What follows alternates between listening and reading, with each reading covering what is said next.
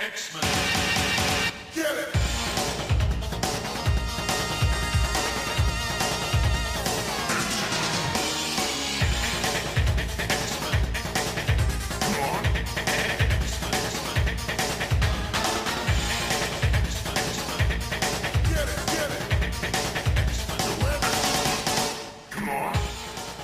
Hey everyone, and welcome to a super exciting episode of Battle of the Atom.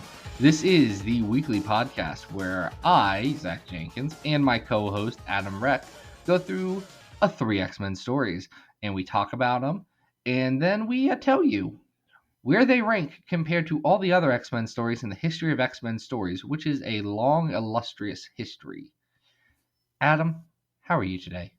I am good. I feel like I just rushed home from elementary school, sat down in front of the TV, and am ready for one of those after school PSA specials that's going to warm hearts and warn me off of the dangers of the world.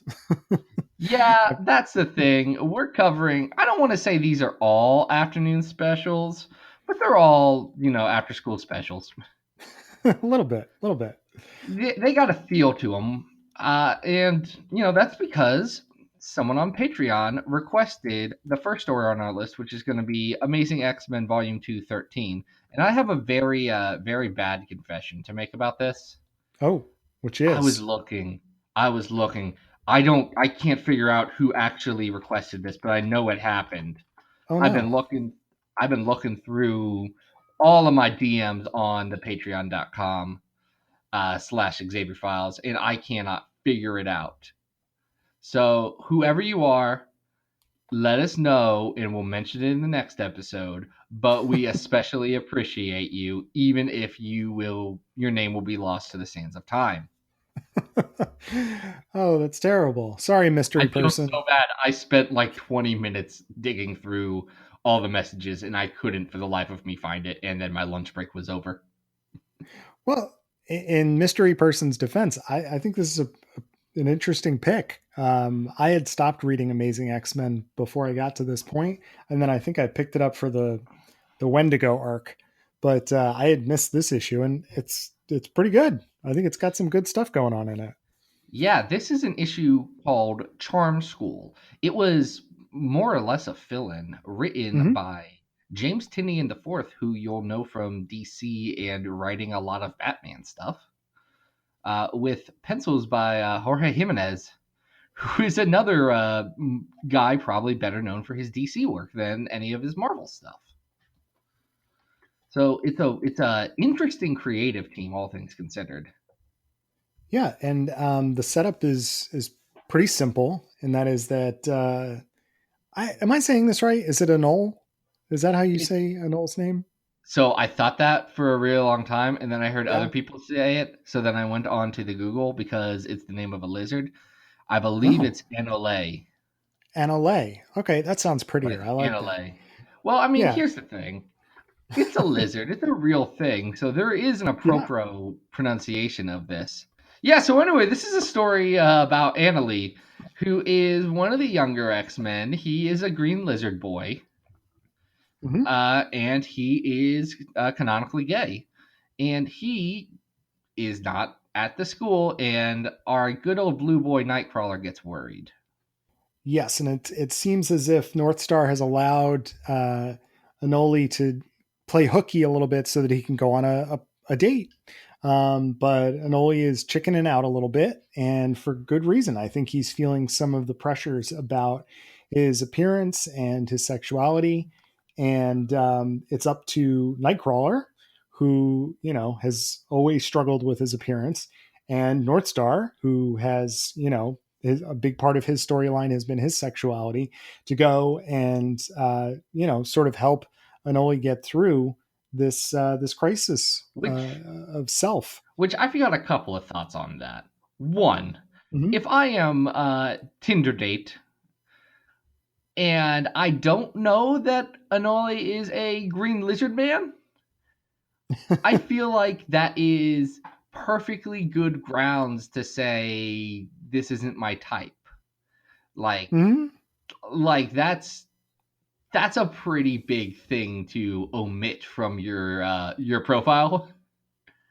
Yeah, and it's not just that he's, green. He's got, spikes, he's got elf ears, He's very much a lizard man.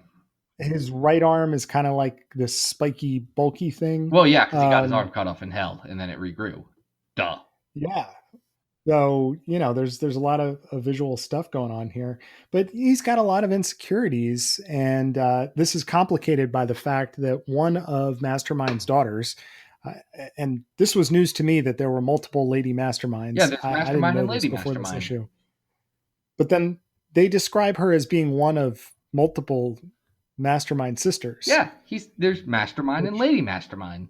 They're both his but daughters. which, This one's Lady oh, okay. Mastermind, which is Okay. the blonde one that looks like Emma Frost from the Bachelor costume. Yes, yes, yes. So, Which I actually think is a what is the other? Bachelor design from she is Reagan Weingard, not Martinet Jason. Oh, Reagan okay. is the Okay. one that was in she was the one that was in on the Supernovas team. Man, have we not talked about Supernovas yet? No, I don't think Guys, so. Supernovas is good, y'all. Go read that. That's not the point here. So anyway, Lady Mastermind is getting in the mix here, and that's what provides for sort of a conflicting fight scene that allows there to be some action in this issue aside from just emotional turmoil. And I think it works pretty well. What was your take on this So issue, I've got a Zach? couple of thoughts. One, Lady Yeah. Mastermind is incredibly shoehorned in here. Mm-hmm. She is in here because the editor got the pitch back and said, I like it, but this is a superhero comic, James. I need like 6 pages of punching. So find room for that. It definitely feels like that because you see her early on in the issue kind of sitting somewhere and scheming, but what her beef is here, why she's involved, other than she wants to just test her powers out and mess with these guys, She's just doesn't being a really make a jerk. lot of sense. She's just being a Yeah. jerk to be a jerk. It Yeah. doesn't work super well on that. The other. Well, and Oh, go ahead. correct me if I'm wrong, we did previously see Lady Mastermind in All New X-Men being involved in a pretty high level monetary exchange for Madripoor, correct? No, So no. So is that the same mastermind, or am I mixing these guys up? it is, but she wasn't involved in the Madripoor thing. Mystique used her to steal a bunch of money, and then Mystique took over Madripoor in a plot line that went exactly nowhere. Okay. The only reason I bring that up is because at least there, even though now I'm, misremembering it, it seemed like they were higher stakes. Here, it doesn't really make a lot of sense why she's injecting herself into Anoli's bad day. No, no, Reagan is very shoehorned in here. And the Mm, fact that her design is exactly the Emma Frost design doesn't help. no, it They're does both not. Chris Bachalo designs, so maybe shame on him. But the other thing is besides Analyte, the main character in this is really North Star, and I've got to tell Mhm. you, I don't like North Star. He's a jerk, and he's mean to everyone, and he's not endearing enough for that to be like an acceptable character trait. I've never loved the character either. Given the plot of this issue, I think it works. It also allows there to be some character development between Nightcrawler and Northstar, because Northstar is supposed to be on the Amazing X-Men team. Mm. So I'll allow it. I think it's fine. Um, and we do get a nice happy ending here because at the end of the story, Anoli does actually get to go to coffee with his date. He works up the courage based on what happens in this issue. So there's a heartwarming ending to this story. Yeah, it's good. I think it's a good intersectional story that X-Men should be telling. I don't think Mm-hmm. it's well executed here, and that's my biggest beef with it. Mm. Like even Nightcrawler being in here, Nightcrawler, who is the main character of Amazing X-Men more or less, and is one of my personal favorite characters in the history of fiction. He feels like he's in this book literally just to have Anole say to North Star, "Yeah, I don't care that you're gay. You're not like ugly, you're hot." And then Nightcrawler's like, yes, but look at me. But here's the problem. Here's the problem. Nightcrawler is aggressively attractive, even being a blue fur man. Like, that's been one of his defining character traits. It's really not that believable for me. Hearing Nightcrawler saying, yeah, but some of us look bad and we could have problems getting ladies either. And if I was a Nola, I'd be like, Kurt, you can't talk right now. Are you serious? You wear the deepest V's at all time because you can get away with it. Well, and there is a great exchange between them where Anoli's like, "So you still got the girl?" And Nightcrawler's like, "Yeah, duh, I got the girl." Because Nightcrawler is supposed to be the sex symbol in the X-Men. Even though he's a blue fuzzy elf and was hunted by villagers in his origin story, it's not a one to one. Man, it is super weird that Nightcrawler is a sex symbol. Like, Um, well, that's one of the most bizarre things. It's not weird that he is. It's weird that we all accept it as normal. Like, we just accept that as, oh yes, duh, that's what Kurt is. Why would you think otherwise? Well, hey, if we can accept the Nightcrawler in this continuity is literally made of hell maggots, then we can also accept that he is a blue demon-tailed sex symbol. It's just comics, I keep guys. forgetting about the hell maggots. Oh man. Oh, it's so gross. Oh Kurt. Kurt. But yeah, I think on a larger scale, if you're reading X-Men and, you're looking for a story that resembles something that's going on in your own life that maybe you're having some issues with, this could be a really valuable issue to, especially a teenager who may be having some trouble in the dating scene, feeling insecure about themselves. So I think it's got some real merit. Absolutely. I love what it's trying to do. I see some issues with the execution of that. Sure. Yeah, it's not perfect by any means, but I think it's doing some good things. Well, speaking of doing some good things, we're doing some good things by ranking a bunch of X-Men comics on our list. Right now, we have sure are. 117 comics, starting with the apparently controversial Days of Future Past, and going all the way down to the uncontroversial Draco. I didn't think Days of Future Past was controversial at all, but our guest last week sure seemed to think it was. But as we noted, this issue is not perfect. So where are you thinking about on the list? Lower than the first 5 issues of Amazing X-Men for me, which we currently have at number 62. That's the Quest for Nightcrawler, where Nightcrawler goes to hell. I like that one better. Well, I guess everyone goes to hell and heaven and purgatory. And yeah, I think that's fair. I do think that this may have more merit than some of the stuff in the 80s, though. I don't know, how low do you want to go? I think the art is pretty good. I think that I think there's really a place for stories like this, especially for readers who just need to pop in and feel good about themselves and maybe get something out of it. So I don't think this is better than Brood Trouble and the Big Easy. Okay, I do think it's probably better than the issue of Wolverine that is only ranked and remembered because Kurt is naked on the cover and Wolverine has a beer boner.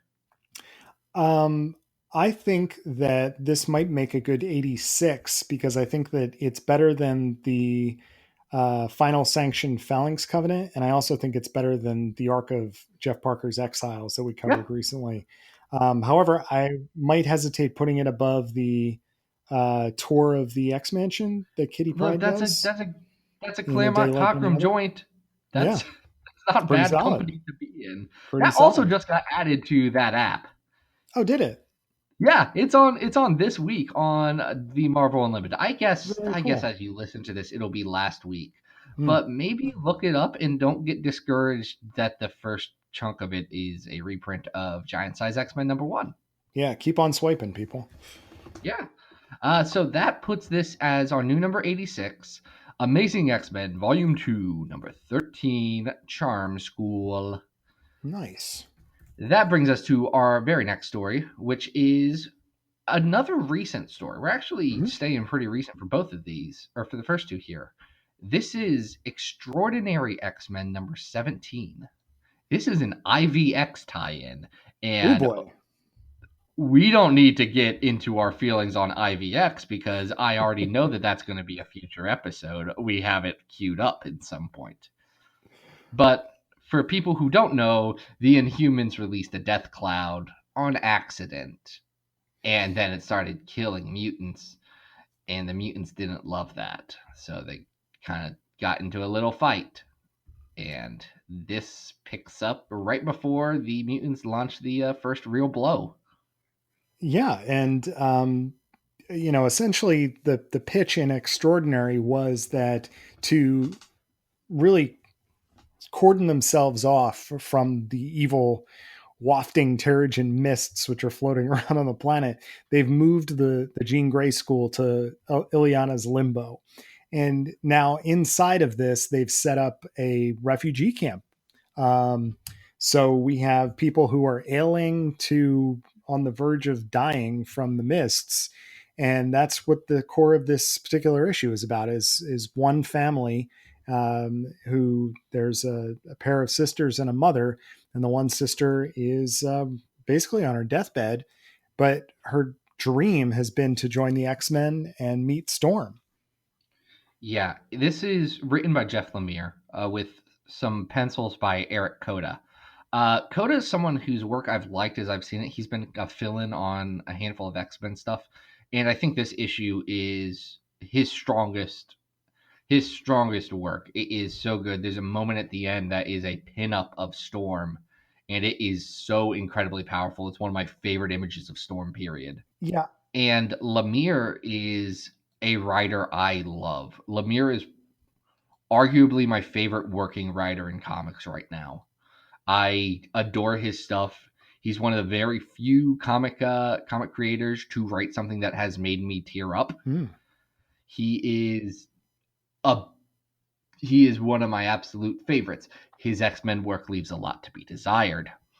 Well, I don't know, and I don't know if we've talked about this on the show before, but I think everybody recognizes, and including Lemire in a certain interview that we did see, that he was under a lot of pressure with editorial mandates to get from point A to point B to point C before exiting, and it's nice that we have this particular standalone tie-in story, but I do feel bad that it had to be shoehorned in as part of the IVX crossover.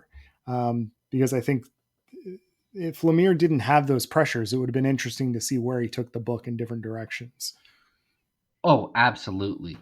Absolutely. Because his run, and I said this while it was coming out, his run feels so held back and restrained and not like the Jeff Lemire that you'd even see at other comparable Marvel books at the time.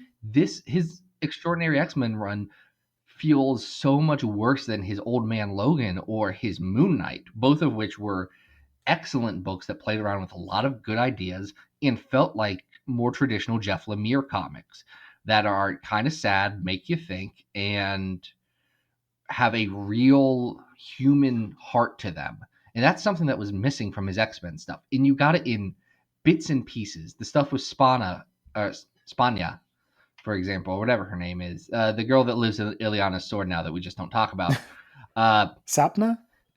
Is that right? Sapna, that's Yeah. right. That's right. Man, someone should bug Matthew Rosenberg and say, "Hey, Matt, does Magic still have a kid living in her sword?" I would be Because shocked. we haven't. I would be shocked if Matthew has not thought about that. He's got to be Oh, thinking he's about got to know, and I'm pretty sure. I'm pretty sure the answer is we're just gonna ignore that. We're just gonna ignore it right now. Yeah.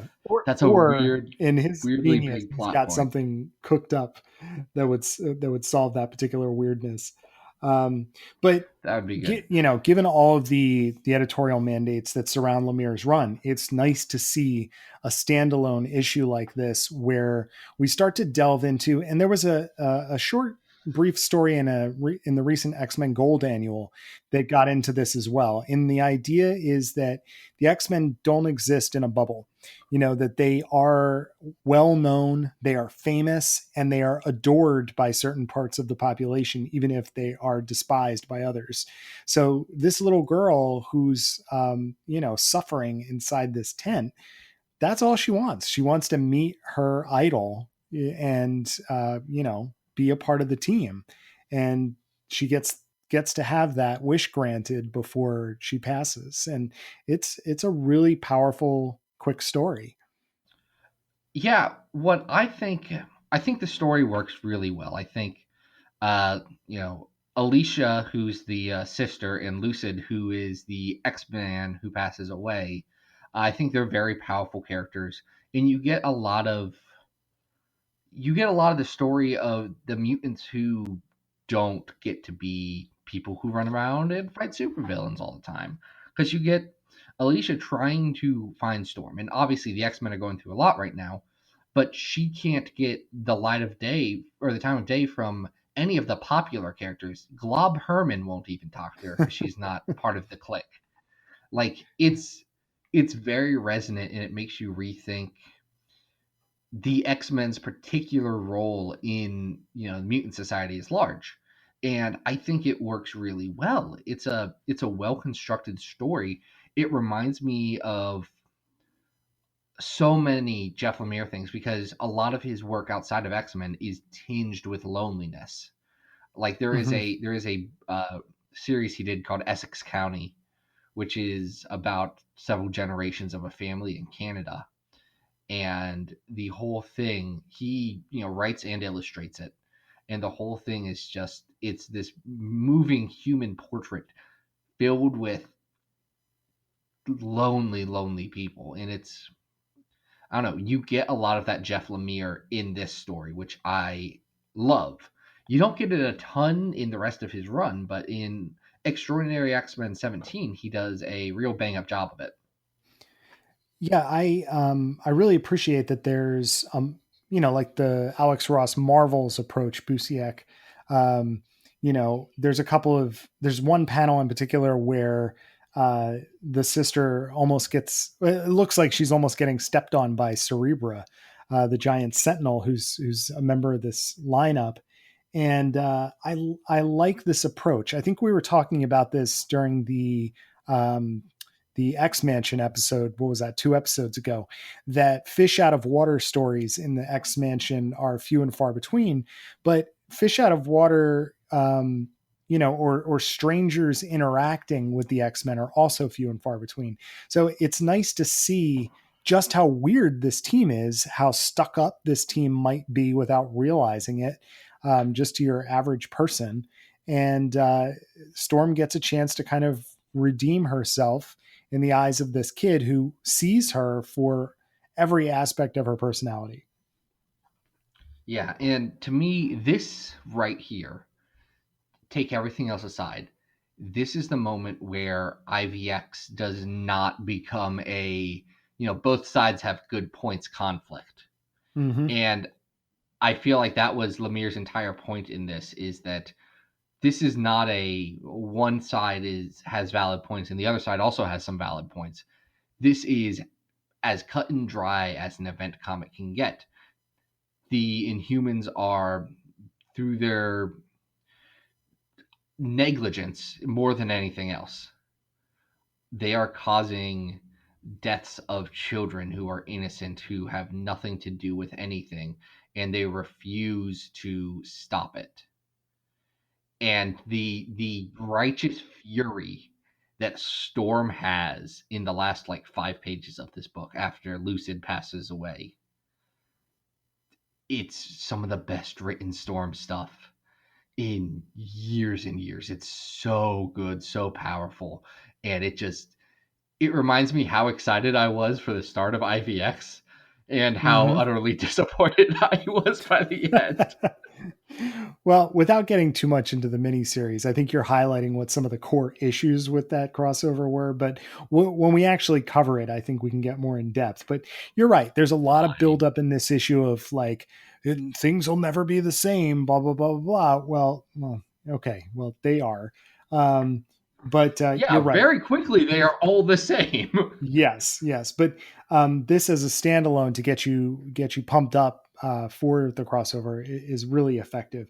I will say that I don't know that I'm super hot on the art here, and I think part of that is not the layouts and the perspectives of the panels, which I think are done really really well.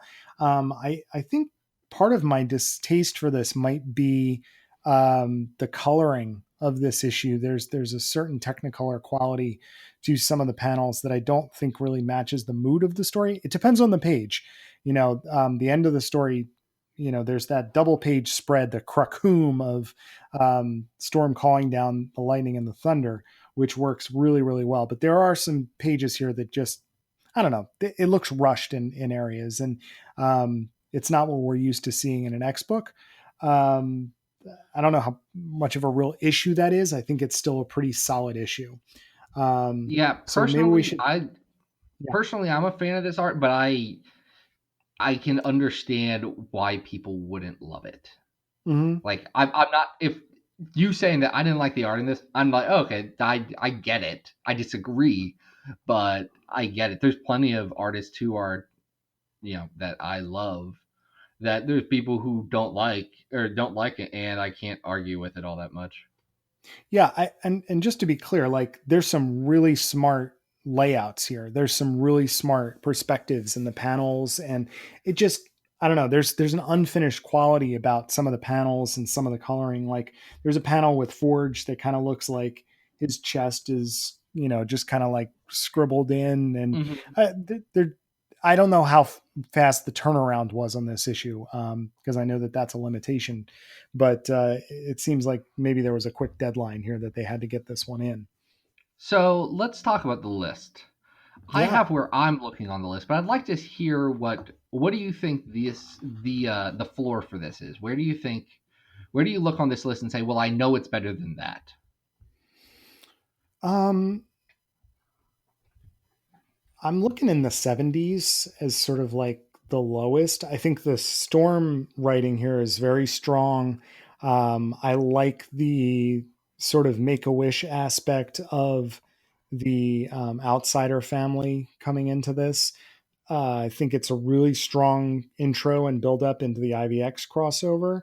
So, mm, Is it better than that bar issue of Excalibur, which is at 75 right now? yes, but I don't know if it's better. I did really like Negative Zone War. I thought that was fun. So I don't know if it's better than that. How high did you want to go? I think it's better than like. Hmm, it's not better than Snap. I don't. I think my ceiling would be the Web of Spider-Man annual number 2, which is that Okay. time that Warlock becomes a Godzilla. Yeah. Well, and well, let's work our way down. There is no way that this is better than the Jim Lee stuff around 275 of Uncanny. Is it better That than is Men? just that's I think Because I there's a think strong that's a case to be made because that yeah. is a goofy, silly one that we liked, but this is more powerful. Yeah. I think And it I may be can better than Continuiteens too. look. I'd rather reread this than Continuiteens. Continuiteens is fun, but it's more weird than anything else. All right. It's Well, got a great high concept, but yeah, yeah, I can't stomach putting it above the 275 stuff, but I think we're in the right realm there. So maybe this should be our new 68. it should be. Man, that stuff around 275, which we really should have given a better title, has become an odd like barometer on this list. It is the story that we judge other stories by. Yeah, yeah. It's interesting how these things sort of become signposts as we go through this process. Yeah. So that puts Extraordinary X-Men number 17 as our new number 68 on this list. Good showing. Good showing. Nice. We've got one story left. And Yeah, there's and some this is background behind this story. So this is a story called X-Men, or the X-Men in Life Lessons. This is written by, at the time, current Uncanny X-Men writer Joe Casey and artist Jean Paul Leon, who we've talked about on this podcast before. I really like Jean Paul Leon. Uh,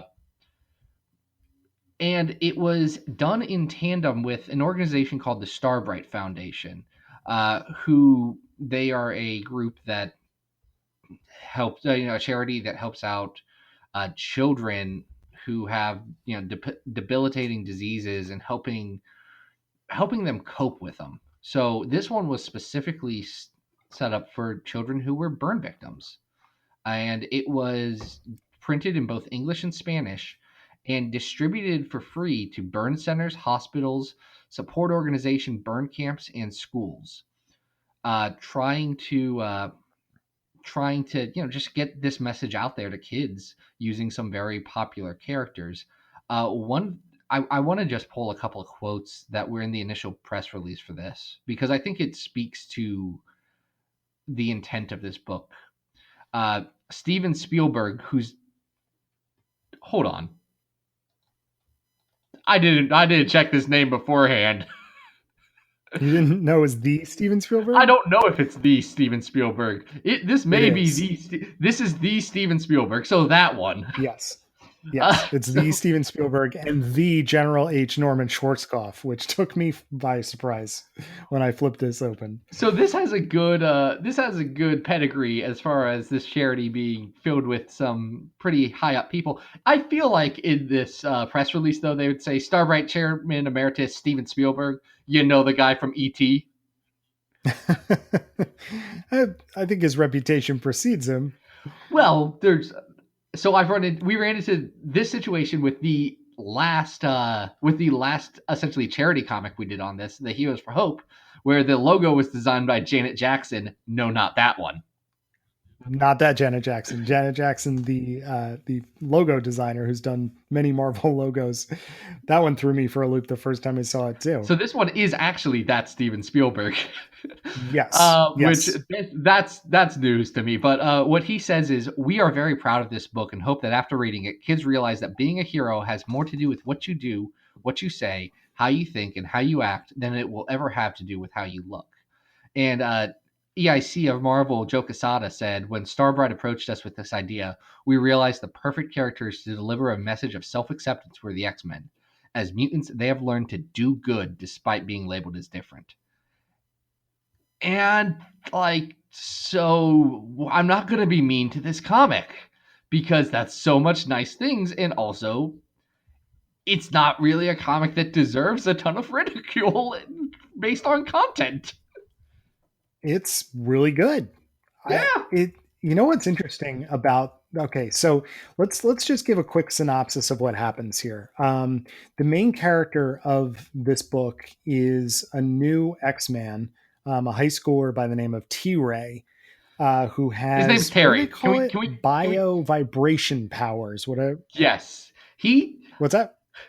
He has the same powers essentially as anarchist from friggin' Ecstatics. Oh yeah, yep. They're drawn the So same way. the beginning of this story. Also, his code name is T Ray and his name is Terry, which I think is a weird Silver Age thing that maybe doesn't need to be in this very deep comic about burn victims, but I do kind of love. Yeah, it's simple. The story opens with Scott, Logan, Jean, Nightcrawler, and T Ray fending off a Sentinel. And, T Ray's taking some risks here, and Nightcrawler has to bail him out. It's a scene it's eerily similar to Mm-hmm. the one in Worst X-Man Ever, but taken it as a much more serious thing. And after a heart to heart with Professor X, T Ray decides he's got to train a little more hardcore. So he goes solo in the Danger Room.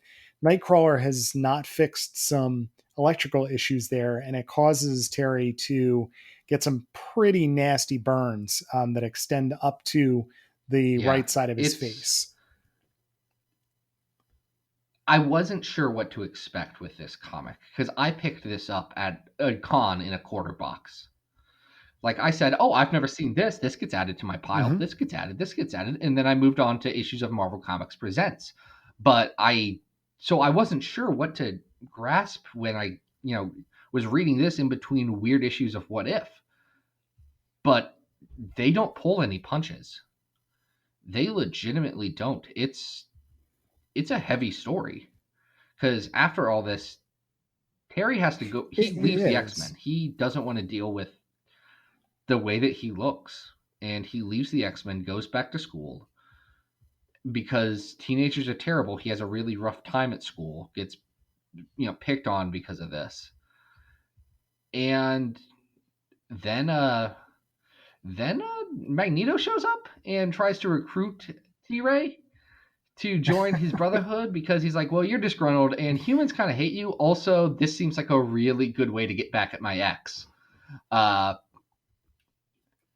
and then the X Men stop, and T Ray decides, no, I want to be an X Men. I care, and you know what? Screw it. I look the way that I look, and that's going to be what it's going to be, and that's not going to stop me from being the person that I want to be, which is a very like.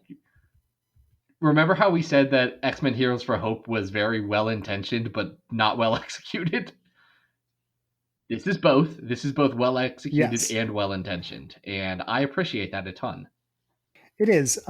I think if I take any issue with the story at all, it is a little strange that Terry does go back to the X-Men at the end of this story, because the arc is that, especially right before Magneto attacks, Terry's actually making some progress at his Mm-hmm. local high school. He's starting to befriend people. He's standing up for himself against bullies. He's joking around, making a joke about hamburger meat and his burns. Um, Which so okay. Can we? I did not write that down, but can we come back to that for a second? yeah, let's get into it because it's an interesting moment. That is the boldest choice that they could have made in this. And I feel like it absolutely lands, especially at their target audience, because you know that kids who are going through this, because again, children are just absolutely the worst of all humanity. They are going to be jerks to these kids who are going through this kind of stuff. But this is a way to say, hey, look, at a certain point, you're going to have to accept what you are and how you are. And maybe you can't joke around that with all that stuff, and maybe life's not going to be perfect, but you need to find a way to accept that this is your reality now. And humor, for a lot of people, is one of those ways. And I am shocked that this is in a comic like this that is just supposed to be a charity thing. And I really liked that moment. I thought it was a very good touch to have Terry like feel that, no, you know what, I'm okay with me. Yeah, and I think that's an important distinction, that this is not like the elementary school guided smokescreen issues that you might have gotten with Storm, Luke Cage, and Spider-Man when we were kids. There are moments in here where I'd be interested to know, background wise, whether Casey was given pointers by Starbright in terms of things they'd like covered in Terry's progress, because it does happen quickly over a couple of issues, but he does he does implement some strategies um, that a burn victim who is in this situation could actually use, in terms of standing up to bullies, reaching out and trying to make new friends, and communicating with people. That, this could actually be something useful to someone who's going through a similar experience. Yeah. And I think the biggest thing on this is this came out, was written in 2002, came out in early 2003. You don't get a much better team than Joe Casey and Jean Paul Leon on any comic. Like, that's going to be a comic I'm interested in, period. So bringing legitimately their A team to this. Yeah. works wonders Um, because it looks fabulous. Like I'm a big fan of Jean Paul Leon's art. I know other people probably aren't, but it sets the appropriate mood for this story. It's it's a story that could not have been told before the Morrison revamp of the X-Men line. It would have felt schlocky before this, but this was the right time to tell a story just like this. mhm. And I know we've spoken very highly of John Paul Leon's artwork before on the show, but even just to pick this up to take a look at his artwork here, it's excellent. He does an amazing job with all of the characters, the expressions that Terry, is on Terry's face as he goes through these situations. It's very realistic, Yeah. and it's done so well. Oh, and Even just a simple page where he uses his powers to shoot a basketball through a basketball hoop before Magneto attacks. It's a gorgeous, gorgeous page. yeah. And the design, especially for T-Ray, like he starts out just being a kid, but he's wearing like a Morrison jacket, but it's Hmm. like a jacket vest and some cargo shorts. And then when he goes through his burn thing, he has his hair's a heck of a lot shorter. He's got some pretty cool superhero looking goggles and Hmm. some fly kicks. Like he doesn't look out of place on the cover. If he showed up No, in X Men, I was like, oh yeah, this is what X Men looked like in 2003. That's okay. It looks yeah, good. yeah, it's very well executed and one of the better sort of PSA ish. I don't know if I really want to lump it into that because it's not really preachy, but No, it, like I said, it does help. It would help someone strategize what to do in these situations. it is something that has a very specific message and a very specific point that it's trying to get across. And it does it with flying colors. Like this is a comic that y'all should read. It's very tough to find because since it was given away a lot of places, it means it was thrown away a lot of places. But go search this one out. Like it's one of my favorite long box diving finds that I've ever had. This short little thing. It's so unique. It's so well crafted. It's a fun thing. I will say also added bonus here is that if you pick this up, let's say you're at a hospital or something and this floated into your possession, this is also a pretty solid introduction into the Oh X-Men. yeah. You get a great portrait of core members of the team, the Danger Room, Professor X, Magneto. So you get a pretty solid sense of what the team is like. So this could be a gateway book into the getting into the X-Men. So smart strategy on Marvel's part to partner with Starbright in this circumstance as well. So yeah, I'd say we've said plenty about this. Let's throw it on our list. Uh, I think this was going to go at a good, respectable place on this list. I would say right now our number 50 is the Inferno Exterminators arc, and I think this is better than that. And I love Exterminators. Hmm. Yeah. Let's see. Right above That's that's at at number 50 right now. right, Above that, we've got and Howard the below Duck. that The is X. Acts of Did we put that Howard the Duck arc above the X Men and X Factor Inferno?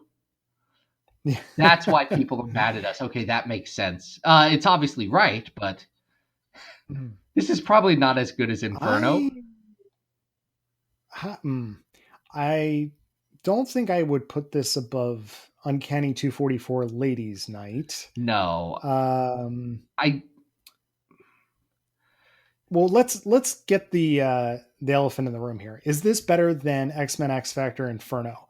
Oh no, no, no. I don't think it's that. I think this is Okay. a good one-off, well-crafted thing. I don't think it's as good as Inferno. A lot of the stuff's really good. Yeah, yeah. Well, we're talking about like a lineup here that's pretty strong. Um, I really like that X Factor issue, the Christmas issue, with Bobby making the the ice Christmas tree on top of the Empire State Building. Mhm. But I know that you're not as hot on the initial arc of Peter David's X Factor 71 to Yeah. 75. Would you slot this in above that? Would I slot this in above that? Yes. Yes. I would. Adam, would you slot this in above that? Yeah, I think I would. I think I would. I think this is a really good, solid issue that is doing a lot of things right. And, you know, I really enjoy those issues of X Factor, but I think this is a more X-Men story than that X Factor is. Yeah. So, yeah, take that, Peter David. Entering the list at our new number 49 is X-Men Life Lessons. But guys, go check out this comic. Steven Spielberg helped make Yeah. it, or at least helped say words about it. That's bonkers. That's like a CBR article waiting to happen. Is it any more bonkers that, like the last time I've thought about Norman Schwarzkopf was in the 90s with the Gulf War? I mean, when That I would be turned the the page last and saw his appropriate name, time to really think about him, unless you're looking at like best of Chris Farley SNL compilations. And even then, you have to get kind of deep into the best of Chris Farley. yeah, I guess. I don't remember the last time that his name has popped into my mind. So anyhow, wow, we got through 3. Yeah, we got through 3. That was a lot of fun. Thank you, guy whose name I am so sorry that I forgot. I'm sorry. I looked. Sorry. Look, I promise. I looked. And I failed real dang hard. But thank you for going over to patreon.com/Xavier Files and pitching in as little as $2. That helps everything happen here in, Battle of the Atom and the other associated Xavier Files Media Empire projects. You can find this show and everything else at XavierFiles.com. That is also where I've got some articles, some X-Men news, some stuff, and some things. Go over there. And then you can follow me on Twitter at Xavier Files. Hey, Adam, where can people find you online? Guys, you can always follow me on Twitter at Arthur Stacy. The last page of the Search for Bish and Jubes came out this past Monday. So if you want a print copy, you guys know that I periodically do the zines. You can get one for just $1. I'm doing black and white zines, and $1 will pay for your copy and postage. So if you want one of those, you can always go over to Twitter and just hit me up there, or you can go to my Big Cartel store, which is adamrec.bigcartel.com. It's just $1. So if you got an extra dollar sitting around, this could be a fun little thing you could get in the mail, and I'll send it off to you as soon as I get the order. Yeah, it's good. Mine came in. I was very excited about that. And it's super cool. Turns out Battle of the Atom's pretty, not Battle of the Atom, shoot, Bish and Jubes is very good. So Thanks, that does it for this week. Next week we have a special guest. Because do you know why? Well, tell him why what we got going on. We got X-Men editor Jordan D. White coming to talk to us about What? X-Men. And considering today that New York Times article about the wedding came out, and the solicits about Blue and Gold came out, and we know what X Classified is, we got to revamp our questioning pretty substantially. But no, it's gonna be good. I'm really looking forward to this. But until next time, this has been Battle of the Atom. We hope you survived the experience. Get it!